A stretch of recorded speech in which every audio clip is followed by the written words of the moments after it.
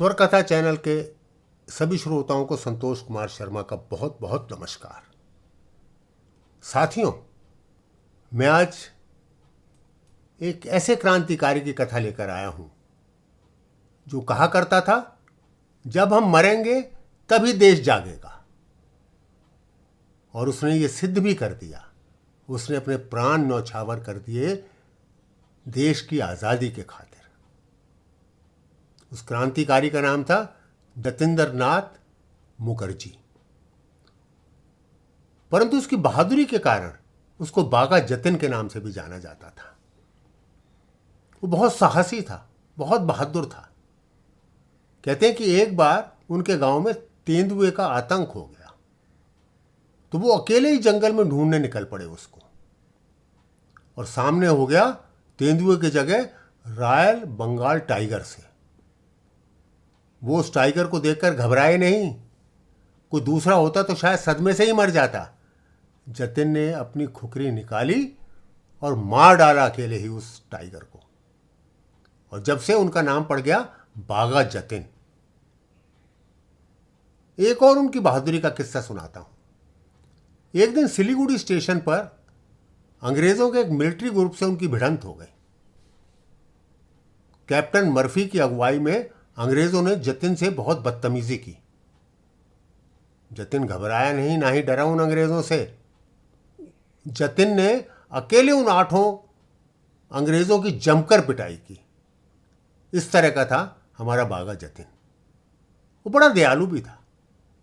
एक मुस्लिम महिला, एक बड़ी बूढ़ी और गरीब मुस्लिम महिला थी, उसका रोज वो घास का गट्ठर अपने सिर पर उठाकर छोड़कर आता था। फिर उसको भोजन भी भिजवाता था, फिर उसको पैसे भी भिजवाता था। उसके मन में इस तरह का कोई भेदभाव नहीं था। 1899 में वे बैरिस्टर पिंगले का सेक्रेटरी बन गया।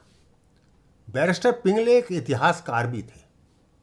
उनके साथ रहने के पश्चात जतिन ने महसूस किया कि भारत को भी अपनी एक नेशनल आर्मी बनानी चाहिए। वो सपना वो तो पूरा नहीं कर पाया। शायद भारत की नेशनल आर्मी बनाने का पहला विचार था वो, जो बाद में मोहन सिंह, रास बिहारी बोस और सुभाष चंद्र बोस ने पूरा किया। जतिन लगातार क्रांतिकारी गतिविधियों में शामिल था। वो सरकारी नौकरी भी करता था, पर उसने सोचा कि यदि मैं सरकारी नौकरी करूंगा तो मैं खुलेआम काम नहीं कर सकता। वो गदर पार्टी के साथ भी कांटेक्ट में था। वो गदर पार्टी के साथ भी उसका रिश्ता था। जब गदर पार्टी की योजना फेल हो गई तो उसके बहुत से नेता गिरफ्तार कर लिए गए और जिनको काले पानी की सजा दे दी गई। लेकिन बागा जतिन अभी भी अंडरग्राउंड था। वो अंडरग्राउंड रहकर ही क्रांतिकारियों के बीच काम किया करता था। उसने एक योजना बनाई। उस योजना के अंतर्गत जर्मनी से हथियार आने थे, जिन्हें बालासोर के तट पर उतारना था और वहां से 30 किलोमीटर दूर मयूरभंज में भेजना था, जहां पे जतिन अंडरग्राउंड कैंप कर रहा था। हथियारों की खेप मंगाने के लिए एक फर्जी कंपनी भी बनाई गई, जिसका नाम था यूनिवर्सल एम्पोरियम। जतिन ने नरेन भट्टाचार्य, जिनको हम एम.एन. राय के नाम से भी जानते हैं, जर्मनी के अधिकारियों के पास हथियारों की बातचीत के लिए भेजा था। उनको बताया गया था कि हथियारों की खेप निकल चुकी है। लेकिन अफसोस, एक चेक जासूस इमैनुअल विक्टर वोस्का, जो डबल एजेंट भी था, अमेरिका के लिए भी काम करता था, उसको भनक लग गई और सारा खेल खराब हो गया। उधर पुलिस को सुराग मिला और जतिन और उसके साथी वहां इंतजार कर रहे थे। उनको चारों ओर से घेर लिया गया। जतिन के साथ मनोरंजन और चितप्रिया भी थे। वहां से वो निकल भागे। जतिन और उसके दूसरे साथी जंगलों की ओर भागे। अंग्रेजों ने जतिन पर भारी इनाम का ऐलान कर रहा था। अब गांव वाले भी उसे ढूंढने लगे। उधर भारी मात्रा में जर्मन हथियार बरामद कर लिए गए थे। क्रांति फेल हो चुकी थी। सपना मिट्टी में मिल चुका था। जतिन और उसके साथी मयूरभंज के जंगलों में छुपे हुए थे। 9 सितंबर 1915 को वे बालासोर के पास एक खाई के पास आए। सरकारी सेना उनके पास पहुंची, जिसके बाद उनके बीच में भीषण गोलाबारी हुई। गोलाबारी लगभग 75 मिनट तक चली। गोलाबारी में एक क्रांतिकारी की मौत भी हो गई। 2 को पकड़ लिया गया और जतिन गंभीर रूप से घायल हो गए। और इस बहादुर ने, इस बागा जतिन ने, जिससे अंग्रेज थर थर कांपते थे, 10 सितंबर को बालासोर के एक अस्पताल में दम तोड़ दिया। जतिन साहस, वीरता और बलिदान की प्रतिमूर्ति थे। वे केवल 35 वर्ष के थे जब उन्होंने देश की आजादी के लिए अपने प्राणों की आहुति दे दी।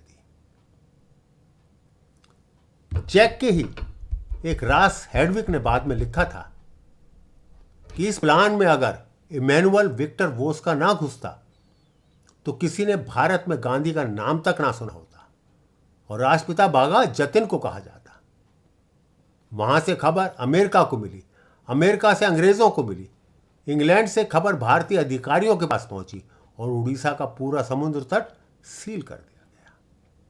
उस वक्त ऐसा कोई संचार साधन नहीं था कि समुद्र में जहाज को खबर दी जा सकती और जर्मन से जो हथियार आने थे उनको कहीं और डाइवर्ट कर दिया जाता। ऐसा हो न सका। जो आज़ादी हमें 1915 में मिलनी थी उसके लिए हमें 32 वर्ष तक और प्रतीक्षा करनी पड़ी। धन्य है ऐसे जनित बागा को जो ऐसी क्रांतिकारी की लौ जगा गए जो कभी बुझने ना पाई। तब तक कुर्बानियां होती रहीं जब तक देश संपूर्ण रूप से आज़ाद नहीं हो गया था। एक बार पुनः उनको मैं श्रद्धांजलि देता हूं। धन्य। साथियों, आप सभी से निवेदन है कि मेरे साथ एक बार मिलकर बोलिएगा, भारत माता की जय, भारत माता की जय, भारत माता की जय। वंदे मातरम, वंदे मातरम, वंदे मातरम। धन्यवाद।